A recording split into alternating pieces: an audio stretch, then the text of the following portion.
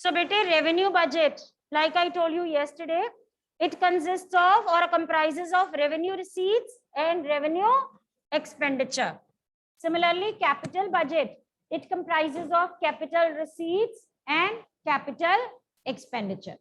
If we look at this way, these are the budgetary receipts, right?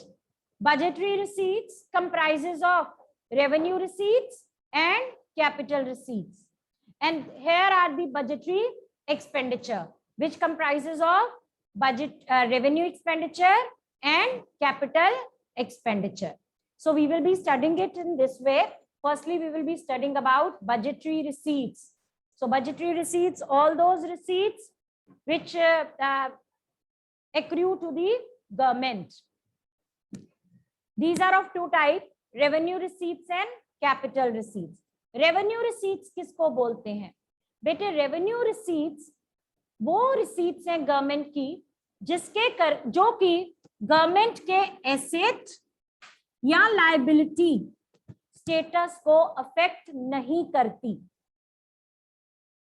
जो कि government के asset या liability status को affect नहीं करती. Revenue receipts are those receipts which do not affect asset or liability status of the government. These receipts, number one, they do not create corresponding liability for the government. ये वो receipt है, इसको ऐसे समझो, government के पास कुछ पैसे आए, वो पैसे गवर्नमेंट ने किसी को वापस नहीं करने, यानी उन पैसों से गवर्नमेंट के ऊपर कोई कॉरेस्पॉन्डिंग लायबिलिटी क्रिएट नहीं हुई, तो वो रिसीट गवर्नमेंट के लिए क्या मानी जाएगी? Revenue receipt. Because revenue receipts are those which do not create liability for the government. I will just give one simple example. हमारा स्कूल आपको एब्सेंटी फाइन लगाता है, ठीक है? तो अगर आप नहीं आते तो 5 रुपीज पर डे हम आपको फाइन लगाते हैं. तो लेट अस से स्कूल के पास 10,000 रुपए इकट्ठा हुआ एब्सेंटी फाइन से, ठीक है? ये हमारे स्कूल ने किसी को वापस करना है? क्या हमारे स्कूल के ऊपर कोई लायबिलिटी क्रिएट हुई? Are we supposed to pay it back to you when you leave your school? No. Which means this receipt is a revenue receipt for our school. Why? Because it did not create corresponding liability for our school. Same government पे apply कर दो. Government को अलग अलग sources से receipts आती हैं. कुछ receipts revenue receipts हैं, कुछ receipts capital receipts हैं. कैसे पता चलेंगी कौन सी receipt revenue है और कौन सी capital है? तो सीधी सी बात है, जिन receipt से गवर्नमेंट का एसेट या लायबिलिटी स्टेटस अफेक्ट नहीं होता है वो रेवेन्यू रिसीट है. जिनसे होता है अफेक्ट वो कैपिटल रिसीट मानी जाएंगी. Now the question is affect किस तरह से नहीं होता? So to be specific, revenue receipts are those receipts which do not, मैंने क्रॉस लगा दिया, cross means okay, I will be writing it. Those receipts which do not create corresponding liability for the government, or neither they create liability for the government nor do they reduce asset of the government.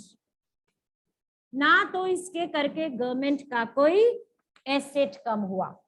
तो वही बस बात मैं करती हूँ 10,000 के absentee fine की, जो हमारे स्कूल ने आपको पेनलाइज करके कि आप बहुत ज्यादा एब्सेंट होते हो तो आपके ऊपर फाइन लगेगा. उससे स्कूल के पास 10,000 रुपए इकट्ठे हुए, वो 10,000 वापस करने आपको नहीं करने. इसका मतलब स्कूल के ऊपर उसकी कोई लायबिलिटी क्रिएट नहीं हुई। क्या ये 10,000 अर्न करने के लिए हमारे स्कूल ने अपना कोई एसेट बेचा? कोई हमारा एसेट कम हुआ? एज इट इज है सब कुछ, ठीक है, कोई एसेट रिड्यूस नहीं हुआ। तो ना तो हमारा एसेट रिड्यूस हुआ, ना हमारे ऊपर कोई लायबिलिटी क्रिएट हुई। ऐसी रिसीट्स जो हमारे एसेट या लायबिलिटी स्टेटस को अफेक्ट नहीं करती, उनको हम क्या कहते हैं?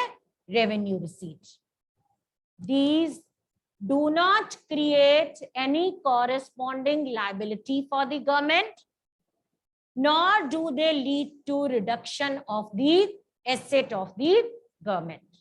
Such type of receipts, these government incurs in their day-to-day life, routine में ये वाले receipts उनकी आती हैं, ठीक है? Now, can any one of you tell me one example of the revenue receipt of the government? जी, फाइन। और गवर्नमेंट भी फाइन लगाती है हमारे ऊपर, चालान काटती है हमारे ऊपर, और भी बहुत तरीके से पेनल्टी है। आपने लैंड लिया, उसके ऊपर कंस्ट्रक्शन नहीं कराई, गवर्नमेंट फाइन लगा देती है, कंस्ट्रक्शन कराओ नहीं तो फाइन लगेगा। बहुत तरह से गवर्नमेंट पेनल्टी इकट्ठी करती है, ठीक है? तो वो पेनल्टी से जो गवर्नमेंट के पास पैसे आते हैं, जो वो गवर्नमेंट की रिसीट है, क्या गवर्नमेंट ने किसी को वापस करनी है?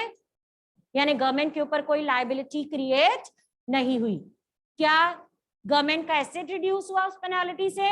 नहीं हुआ। तो वो गवर्नमेंट की क्या हुई? Revenue receipt. Okay, one more answer I have got, tax. What is a tax? Anyone? Tax. Okay बेटे, there are certain things which are, जो हम डेली लाइफ में बहुत टर्म्स यूज करते हैं, लेकिन उनके बारे में हमें कुछ खास पता नहीं होता। तो how to define tax? Tax is a compulsory payment paid by the public to the government. ये कंपल्सरी पेमेंट है जो लोगों को, हाउस होल्ड्स को, कंपनीज को, ठीक है, गवर्नमेंट को देनी पड़ती है। और इसके प्रोपोर्शनेट हमें कोई बेनिफिट नहीं मिलता। आप बोलो कि मैंने इस बारी 1 लाख का टैक्स जमा कराया है, गवर्नमेंट को मेरे घर के आगे सड़क बनानी चाहिए, होगा ऐसे? नहीं। टैक्स के पीछे गवर्नमेंट कोई कॉरेस्पॉन्डिंग बेनिफिट, प्रोपोर्शनेट बेनिफिट नहीं देती। वो जो टैक्स की रिसीट्स हैं वो गवर्नमेंट के बजट में जाती है, गवर्नमेंट उसको सोचती है कि कहाँ कहाँ खर्च करना है, कोई आपको प्रोपोर्शनेट बेनिफिट नहीं मिलता इसका, ठीक है? So we will come back to that. उससे पहले मैं ये आपको बता दूं, गवर्नमेंट की जितनी भी रिसीट्स जो कि रेवेन्यू नेचर की होती हैं, रेवेन्यू नेचर की कौन सी होती हैं? Which neither creates liability nor reduces asset। Short में मैंने ऐसे लिख दिया। Cross means do not, plus means create liability, do not reduce asset। There are many such receipts. We classify them into 2 categories. One, tax receipts, another non-tax receipts। हमने इनको 2 broad categories में divide कर दिया। One, tax receipts, यानी tax से जो government के पास रिसीट्स आती हैं। दूसरा, non tax receipts. So firstly we will be focusing on tax receipts. What is a tax? Now you explain, what is a tax? Compulsory payment made by the public, firms, households to the government. We cannot expect proportionate benefit in return of tax. ठीक है? Taxes again are of many types. सुना है कोई tax का नाम? GST और income tax, VAT और excise duty और gift tax, corporate tax, good, custom duty, ठीक है, ठीक है, प्रॉपर्टी टैक्स, डेथ टैक्स, ये सब टैक्सेस हैं. अब these tax can be further classified into 2 categories. ठीक है, डायरेक्ट टैक्स, इनडायरेक्ट टैक्स. मैं इसको रब कर रही हूं.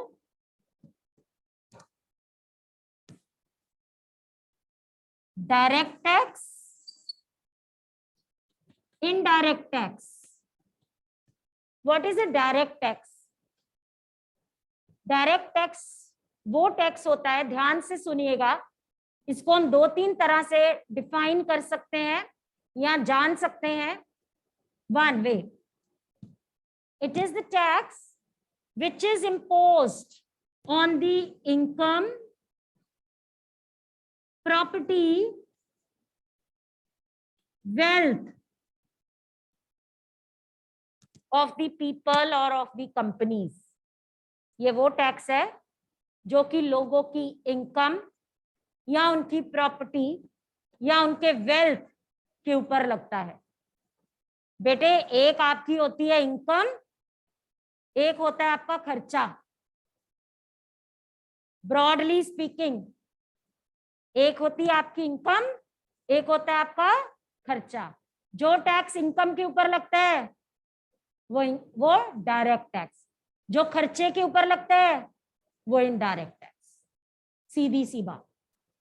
यस, जो टैक्स इनकम के ऊपर लग रहा है वो डायरेक्ट टैक्स, और जो खर्चे के ऊपर लग रहा है वो, जब कमा रहे हो तो डायरेक्ट टैक्स दोगे, जब खर्च रहे हो तो इनडायरेक्ट टैक्स दो. ठीक है. So direct tax is the one which is levied on the income, property, wealth of the individuals और companies. Secondly, direct tax is the one whose impact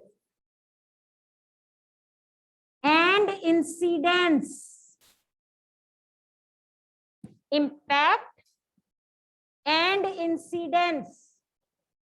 falls on the same person. What is impact? Impact is initial burden. Impact is initial burden.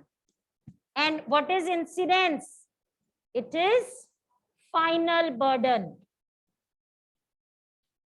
तो बेटे, जिसका impact यानी कि initial burden और final burden same person के ऊपर पड़े, यानी जिसके ऊपर इसका बर्डन पड़ा उसी को बियर करना पड़ा.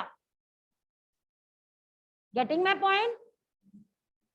अगर लेटर से आपके ऊपर चालान कटा, ठीक है, या मैंने आपको फाइन लगाया, आपने पेरेंट्स से ले लिया, इनिशियल बर्डन किसके ऊपर पड़ा था? आपके ऊपर. आपने किसके ऊपर शिफ्ट कर दिया?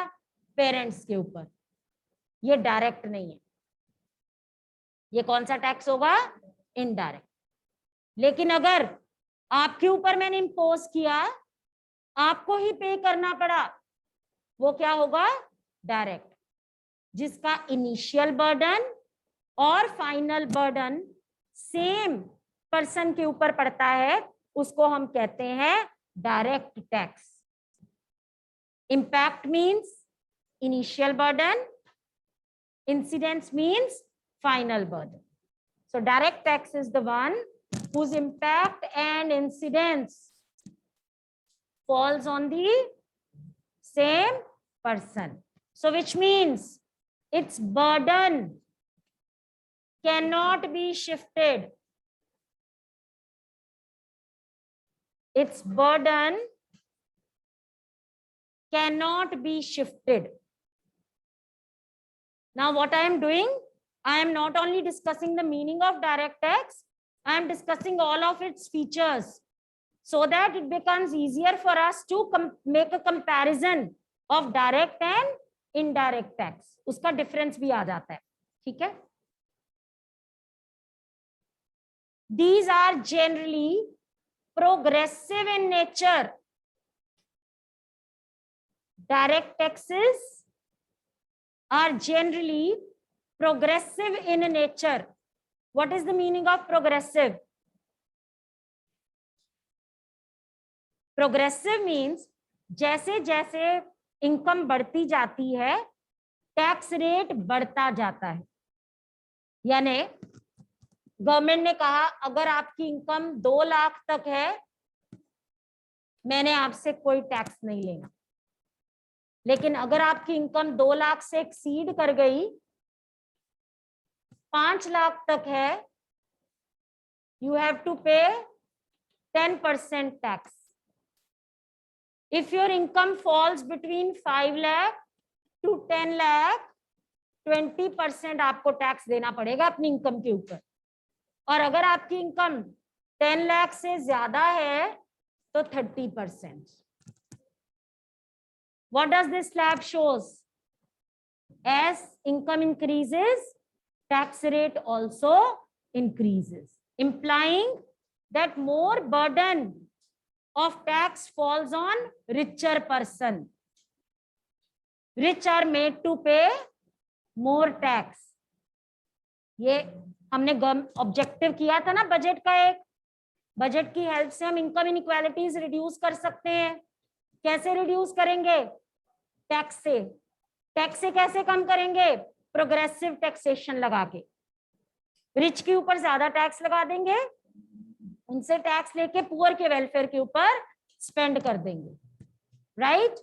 सो जो डायरेक्ट टैक्सेस होते हैं these are generally progressive in nature. Now let us take a few examples of direct taxes. बेटे इनकम टैक्स, हम सब इनकम टैक्स पे करते हैं, ठीक है? हमारी सैलरी, हमारी इनकम है, वो इनकम हमारी 2.5 लाख से ज्यादा एक्सीड करती है तो उसके ऊपर हमें टैक्स देना पड़ता है, ठीक है? आपके पापा का कोई बिजनेस है तो वो प्रॉफिट अर्न करते हैं, उसके ऊपर उनको टैक्स देना पड़ता है, income tax. Corporate tax. What is corporate tax? What is the meaning of corporate? Company. Corporate is a company. तो एक कंपनी जो प्रॉफिट्स अर्न करती है उन प्रॉफिट्स के ऊपर उसको टैक्स पे करना पड़ता है, उसको क्या कहते हैं? Corporate tax. That is again a direct tax. Company के ऊपर पड़ा उसी को बियर करना पड़ेगा. Property tax. प्रॉपर्टी टैक्स, आपकी प्रॉपर्टी है तो गवर्नमेंट ने जितना एरिया आपकी प्रॉपर्टी का, आपका घर है तो उसके ऊपर गवर्नमेंट ने एक टैक्स फिक्स किया हुआ, रेट फिक्स किया हुआ है कि इतने एरिया के ऊपर इतना टैक्स आपको देना पड़ेगा, ठीक है? पर स्क्वायर फीट के हिसाब से जनरली होता है. तो लेटर से 100 रुपए पर स्क्वायर फीट के हिसाब से है, तो अगर आपका 1400 स्क्वायर फीट में है घर है तो आपको 14,000 रुपए प्रॉपर्टी टैक्स देना पड़ेगा. वो भी आपके ऊपर ही बर्डन पड़ा, तो ये क्या हुआ? Direct tax. Similarly wealth tax. आपके पास गोल्ड पड़ा हुआ है या कोई भी और फॉर्म में वेल्थ पड़ी है, उसके ऊपर आपको टैक्स देना पड़ता है. So all these are the examples of direct tax. Major revenue का सोर्स गवर्नमेंट के लिए क्या है? Income tax. ठीक है? Got it? Everything is clear about direct tax. Second type of tax is indirect tax. So what is an indirect tax? Can you define what is indirect tax? Direct tax क्या होता है? किसके ऊपर impose होता है? Income के ऊपर. So indirect tax is the tax which is imposed on the consumption, expenditure. ये वो टैक्स है जो कि खर्चे के ऊपर लगता है. आप में से किसी ने अभी रिसेंटली कोई चीज खरीदी हो, पेन ही खरीदा हो, नोटबुक ही खरीदी हो, नोटबुक के पीछे उसका MRP लिखा होता है और उसमें लिखा होता है इंक्लूसिव ऑफ टैक्स। यानी अगर आपने 100 रुपए की नोटबुक खरीदी, उसके ऊपर 10 रुपए जो है वो टैक्स है, इंक्लूडेड है। इसका मतलब इसकी प्राइस 90 रुपीज थी, लेकिन 10 रुपए गवर्नमेंट ने आपसे इसके ऊपर टैक्स ले लिया। ये टैक्स आपने कब पे किया? जब आप खर्चा कर रहे हो, on your spending. Clear? So it is the tax which is imposed on the expenditure of the people. These are the taxes, bete, whose impact and incidence fall on different persons. Impact means initial burden, incidence means final burden.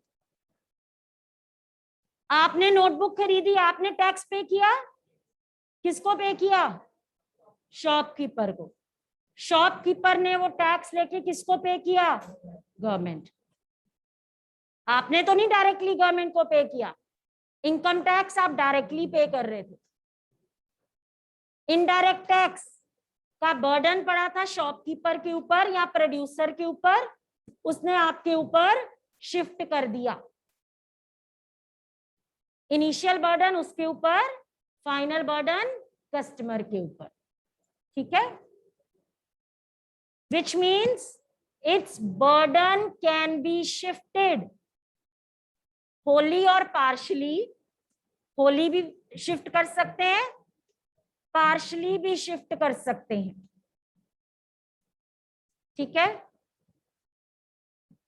These taxes are generally regressive in nature. What is the meaning of regressive? It's opposite to progressive. Progressive में हम क्या कहते थे? Progressive taxes वो हैं जिनका burden rich के ऊपर ज्यादा, पुअर के ऊपर कम है। इनडायरेक्ट टैक्स रिग्रेसिव हैं, यानी इनका बर्डन पुअर के ऊपर ज्यादा, रिच के ऊपर कम है। How is that possible? आप बोलो मैम ये नोटबुक 100 रुपए की है, मैंने लिया तो भी मेरे को 100 रुपए देने पड़े, मतलब मैंने भी 10 रुपए का टैक्स दिया। तो मेरे साथ मेरी एक मेड का बच्चा आया था, उसको भी नोटबुक चाहिए थी, उसने भी 100 रुपए की ली, उसको भी 10 रुपए देने पड़े। हाउ कैन यू से कि बर्डन उसके ऊपर ज्यादा पड़ा और मेरे ऊपर कम? आपकी इनकम ज्यादा है, आपके लिए 10 रुपए की यूटिलिटी बहुत कम है, उसके लिए वो 10 रुपए की यूटिलिटी बहुत ज्यादा है। यानी वो 10 रुपए उसकी इनकम का हो सकता है 10% हिस्सा हो और आपकी इनकम का वो 0.0001 हिस्सा है। You are paying 0.0001% in the form of tax. That poor person is paying 10% of his income in the form of tax. So regressive हुए या नहीं हुए? Okay. Indirect taxes, they affect the market price of the commodities. Do they? अगर आपको tax ना देना पड़ता, ये कितने की होती नोटबुक? 90। लेकिन अभी कितने की देनी पड़ रही है आपको? यानी इससे आपका मार्केट प्राइस अफेक्ट हुआ। इनकम टैक्स या डायरेक्ट टैक्स से प्राइस, गुड्स का प्राइस अफेक्ट नहीं होता। Clear? So now the difference is clear. अगर डिफरेंस की बात करें तो डिफरेंस क्या बनाएंगे? Direct taxes are imposed on indirect taxes, impact and incidence, same person. Impact and incidence, burden cannot be shifted. Here burden, these are These do not affect price of goods and services. These do affect, example, income tax, corporate tax, wealth tax, property tax, death duty. Here fees tax नहीं है, fees non tax receipt है.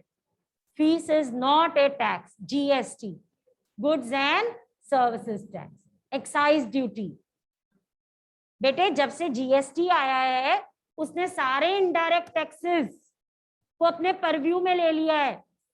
पहले there used to be number of taxes. VAT होता था, sales tax होता था, ठीक है, और भी टैक्स होते थे, एंटरटेनमेंट टैक्स होता था, सर्विस टैक्स होता था. अभी उन सबको रिप्लेस कर दिया है जीएसटी ने. Goods and services tax.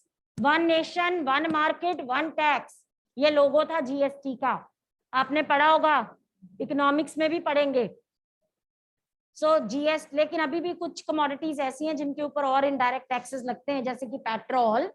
So these have not been fully abolished. Excise duty indirect है, ठीक है, वैट इनडायरेक्ट है, सेल्स टैक्स इनडायरेक्ट है. So you can give number of examples, ठीक है. So anyone having any doubt till this बेटे? जी